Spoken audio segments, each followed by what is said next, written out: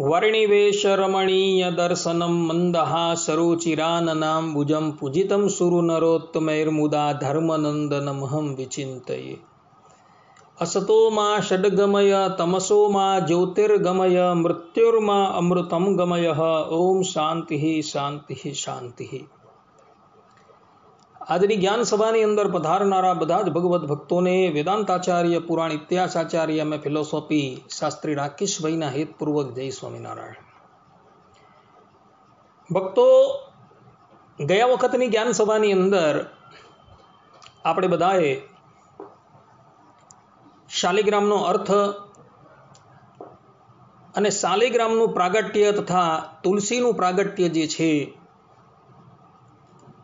એ કેવી રીતના થયું હતું એ બધી જ વાત બ્રહ્મવૈવત પુરાણ તથા શિવ પુરાણ દ્વારા નિહાળેલી હતી। આ ઉપરાંત શાલિગ્રામ શિલા જે છે એ ખંડ ખંડની અંદર વિભક્ત થાય છે, એને વિભક્ત કરનાર જે કીડા જે છે એ કીડાની પણ આપણે વાત જે છે એ શ્રવણ કરેલી હતી। હવે આજે આપણે શાલિગ્રામ જે છે એ કયા લક્ષણોથી ઓળખાય અને કયા લક્ષણવાળા શાલિગ્રામ એ કયા દેવના નામથી ઓળખાય એની વાત આપણે શ્રીમદ દેવી ભાગવત સ્કંદ 9 અધ્યાય 24 58 થી 74 શ્લોક પ્રમાણે આપણે નિહાળીએ। આ દેવી ભાગવત જે છે એ ભગવાન વેદવ્યાસજીની કૃતિ છે ભક્તો, એની અંદર શાલિગ્રામને ઓળખવાના લક્ષણો જે છે તેની સ્પષ્ટતા ભગવાન વેદવ્યાસજીએ કરેલી છે। તો ભગવાન વેદવ્યાસજી પોતે કહી રહ્યા છે કે જેમાં એક દ્વારનું ચિહ્ન અને 4 ચક્ર અને વનમાળાથી એ શાલિગ્રામ વિભૂષિત હોય એવા નવીન મેઘ સમાન શ્યામ વર્ણવાળા જે શાલિગ્રામ જે છે એ લક્ષ્મીનારાયણના નામથી ઓળખાય છે ભક્તો। આ પ્રમાણે ભગવાન વેદવ્યાસજી પોતે કહી રહ્યા છે। આ ઉપરાંત જેમાં એક દ્વાર અને 4 ચક્રના ચિહ્ન હોય અને વનમાલા ને રેખા ની પ્રતીતિ થતી ન હોય તો એવા નવીન મેઘની તુલના કરનારા શ્યામ વર્ણના જે શાલિગ્રામ જે છે એ લક્ષ્મી અને વિષ્ણુની સંજ્ઞાવાળા છે ભક્તો। આ પ્રમાણે ભગવાન વેદવ્યાસજી કહી રહ્યા છે। આ ઉપરાંત ભગવાન વેદવ્યાસજી કહે છે કે જેની અંદર 2 દ્વાર 4 ચક્ર અને ગાયના ખુરના ચિહ્નથી જે સુશોભિત હોય તથા વનમાલાના ચિહ્નથી રહિત એવા જે શાલિગ્રામ જે છે એ રાઘવેન્દ્રના નામથી ઓળખાય છે, અર્થાત કે એ રાઘવેન્દ્રની સંજ્ઞાવાળા શાલિગ્રામ છે ભક્તો। તથા જેમાં ઘણા સૂક્ષ્મ 2 ચક્રો હોય તથા વનમાળાની રેખા ન હોય તેવા નવીન મેઘ સમાન કૃષ્ણ વર્ણવાળા ભગવાન વામનની સંજ્ઞાવાળા શાલિગ્રામ જે છે એ ઓળખાય છે। અર્થાત કે વામન રૂપવાળા શાલિગ્રામ જે છે એ કેવી રીતના ઓળખાય તો ભગવાન વેદવ્યાસજી કહે છે કે આ રીતના વામન સંજ્ઞાવાળા શાલિગ્રામ જે છે એને ઓળખવાના ચિહ્ન છે ભક્તો। આ ઉપરાંત ભગવાન વેદવ્યાસજી અગાડી કહે છે કે અત્યંત સૂક્ષ્મ આકારના 2 ચક્ર અને વનમાળાથી અલંકૃત સ્વયં ભગવાન શ્રીધરની સંજ્ઞાવાળા છે। અર્થાત કે જેની અંદર અત્યંત સૂક્ષ્મ આકારના 2 ચક્રના ચિહ્ન હોય અને જે વનમાળાથી વિભૂષિત હોય એ ભગવાન શ્રીધરની સંજ્ઞાવાળા શાલિગ્રામ છે એવું ભગવાન વેદવ્યાસજી કહી રહ્યા છે। ભગવાન વેદવ્યાસજી કહે છે કે જે સંપૂર્ણ સ્થૂળ હોય અને જેની આકૃતિ ગોળ હોય, જેના પર વનમાળાનું ચિહ્ન અંકિત ન હોય તથા જેમાં બે અત્યંત સ્પષ્ટ ચક્રના ચિહ્ન દેખાતા હોય એવા ભગવાન દામોદરની સંજ્ઞાવાળા શાલિગ્રામ છે ભક્તો. દામોદર શાલિગ્રામને ઓળખવાના જે ચિહ્ન છે એ આ પ્રમાણે ભગવાન વેદવ્યાસજી કહી રહ્યા છે. ભગવાન વેદવ્યાસજી આગળ કહે છે કે જે મધ્યમ શ્રેણીના વર્તુળ આકાર હોય, જેમાં બે ચક્ર તથા ધનુષ અને બાણનું ચિહ્ન શોભતું હોય અને જેના પર બાણથી કપાયેલ ચિહ્ન હોય એવા ભગવાન શ્રી રામની સંજ્ઞાવાળા શાલિગ્રામ છે. રામની સંજ્ઞાવાળા શાલિગ્રામ કોને કહેવાય? તો ભગવાન વેદવ્યાસજી કહે છે કે આવા ચિહ્ન જેની ઉપર હોય એ રામની સંજ્ઞાવાળા શાલિગ્રામ છે ભક્તો. આ પ્રમાણે ભગવાન વેદવ્યાસજી કહે છે. ભગવાન વેદવ્યાસજી આગળ કહે છે કે જે મધ્યમ શ્રેણીનો પાષાણ 7 ચક્રો તથા છત્ર અને આભૂષણથી અલંકૃત હોય એવા ભગવાન રાજરાજેશ્વર નરનારાયણની સંજ્ઞાવાળા છે.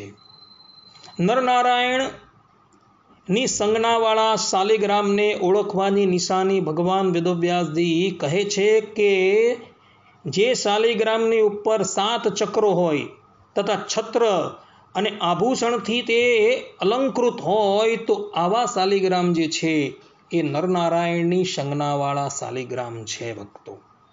આ ઉપરાંત ભગવાન વેદવ્યાસજી કહે છે કે 14 ચક્રથી સુશોભિત તથા નવીન મેઘ સમાન વર્ણવાલા સ્થૂલ પાષાણ ભગવાન અનંતની સંજ્ઞાથી ઓળખાય છે. જે વ્યક્તિ અનંતની સંજ્ઞાવાળા શાલિગ્રામની પૂજા કરવા માંગતા હોય તેના બધા જ ચિહ્ન ભગવાન વેદવ્યાસજીએ આ પ્રમાણે આપેલા છે. આ ઉપરાંત ભગવાન વેદવ્યાસજી કહે છે કે જેની આકૃતિ ચક્ર સમાન હોય તથા જે 2 ચક્ર શ્રી અને ગાયની ખોરીના ચિહ્નથી શોભાયમાન હોય એવા નવીન મેઘ સમાન વર્ણવાલા મધ્યમ શ્રેણીના પાષાણ જે છે એ મધુસૂદન સંજ્ઞાથી ઓળખાય છે. મધુસૂદન શાલિગ્રામને ઓળખવાના જે ચિહ્ન છે એ આ પ્રમાણે ભગવાન વેદવ્યાસજીએ આપેલા છે ભક્તો. ભગવાન વેદવ્યાસજી આગળ કહે છે કે કેવલ એક ગુપ્ત ચક્રથી યુક્ત ભગવાન ગદાધર તથા 2 ચક્રથી યુક્ત અને અશ્વના મુખની આકૃતિ યુક્ત જે શાલિગ્રામ છે એ હયગ્રીવની સંજ્ઞાથી ઓળખાય છે. જેનું મુખ જે છે અર્થાત કે જે શાલિગ્રામનું મુખ જે છે એ ઘોડા જેવું હોય ને તો એને હયગ્રીવની સંજ્ઞાવાળા શાલિગ્રામ કહેવાય છે. અને જેની અંદર કેવલ એક ગુપ્ત ચક્ર હોય તો તેને ગદાધર સંજ્ઞાથી ઓળખાય છે એવું ભગવાન વેદવ્યાસજી કહે છે.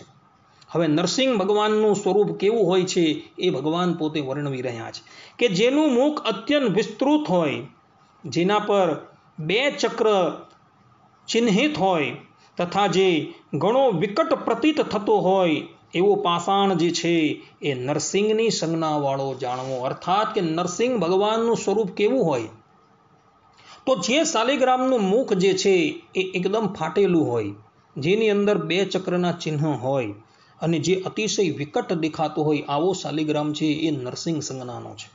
ભક્તો, પદ્મપુરાણની અંદર ભગવાન વેદવ્યાસજી શાલિગ્રામના મહાત્મયની અંદર કહે છે કે આ શાલિગ્રામ જે નરસિંહ સંજ્ઞાવાળો છે તેની સેવાનો અધિકાર કેવલ 2 જ વ્યક્તિને છે, કા બ્રહ્મચારી કે સંન્યાસી. બ્રહ્મચારી અને સંન્યાસી સિવાય નરસિંહ શાલિગ્રામની સેવા કોઈ પણ ગ્રહસ્થએ કરવી નહીં. આ સિદ્ધાંત વાત છે ભક્તો, યાદ રાખજો. આ ઉપરાંત ભગવાન વેદવ્યાસજી કહે છે કે જેમાં 2 ચક્ર હોય, જેનું મુખ વિશાળ હોય અને જે વનમાળાના ચિહ્નથી સંપન્ન હોય, ગ્રહસ્થને માટે સુખદાયી એવા લક્ષ્મી નારાયણની સંજ્ઞાવાળા શાલિગ્રામ જે છે એ ગ્રહસ્થએ પૂજવા. ગ્રહસ્થએ કયા શાલિગ્રામની પૂજા કરવી? તો ભગવાન વેદવ્યાસજી અહીં સ્પષ્ટ રૂપે લક્ષ્મી નારાયણની સંજ્ઞાવાળા શાલિગ્રામ જે છે તેની પૂજા કરવાનું પોતે કહી રહ્યા છે.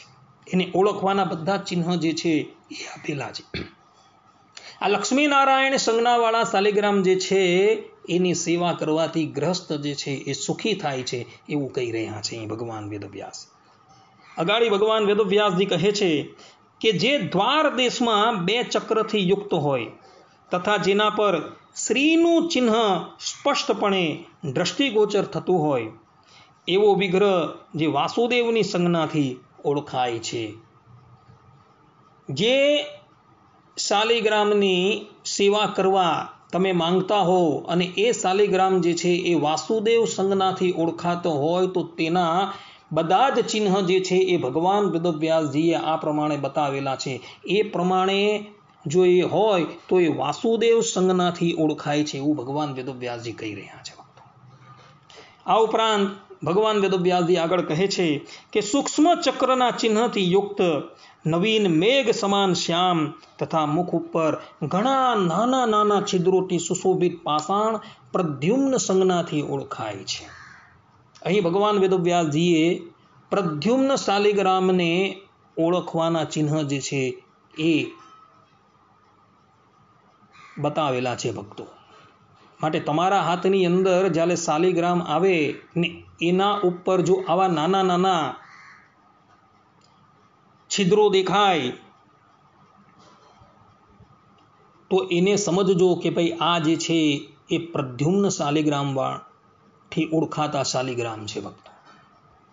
આ ઉપરાંત ભગવાન વેદવ્યાસજી કહે છે કે જેમાં 2 ચક્ર એકબીજા સાથે ભેગા જોડાયેલ હોય, જેનો પૃષ્ઠભાગ વિશાળ હોય, જે ગ્રહસ્થને નિરંતર સુખ પ્રદાન કરનાર ભગવાન શંકરસણની સંજ્ઞાથી ઓળખાતા શાલિગ્રામ છે.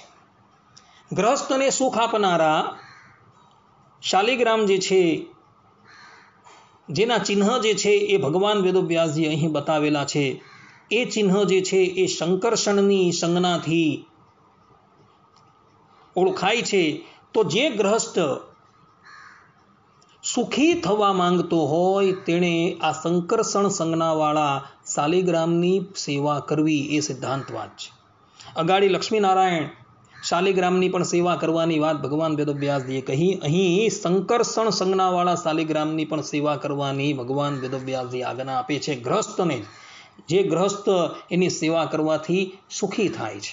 અગાડી ભગવાન વેદવ્યાસજી કહે છે કે જે અત્યંત સુંદર ગોળાકાર હોય તથા પીળા રંગથી સુશોભિત હોય, ગ્રહસ્થાશ્રમીઓને સુખ આપનારા પાષાણ ભગવાન અનિરુદ્ધની સંજ્ઞાથી ઓળખાય છે.